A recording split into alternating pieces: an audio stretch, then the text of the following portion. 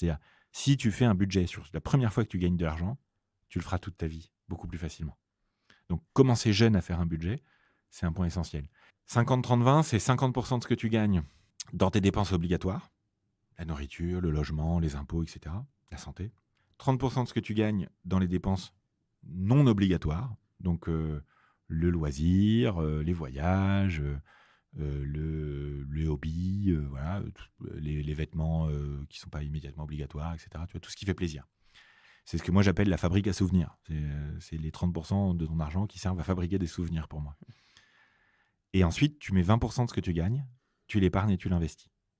Avoir cette première règle-là budgétaire, 50-30-20, tu peux adapter en fonction. Évidemment, si tu gagnes beaucoup, tu peux faire plus. Si tu gagnes moins, tu peux peut-être pas faire 50-30-20. Tu comprends, mais c'est avoir une règle et s'y Ouais, tenir. ouais. Aujourd'hui, des applis de gestion du budget, des fichiers Excel, des ce que tu veux, il y en a partout.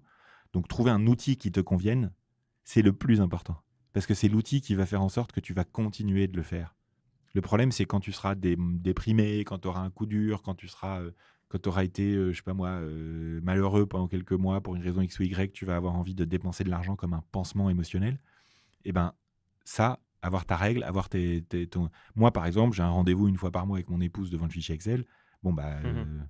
ça pardonne pas, quoi. C'est des chiffres, voilà, on se met d'accord, on s'aligne, etc.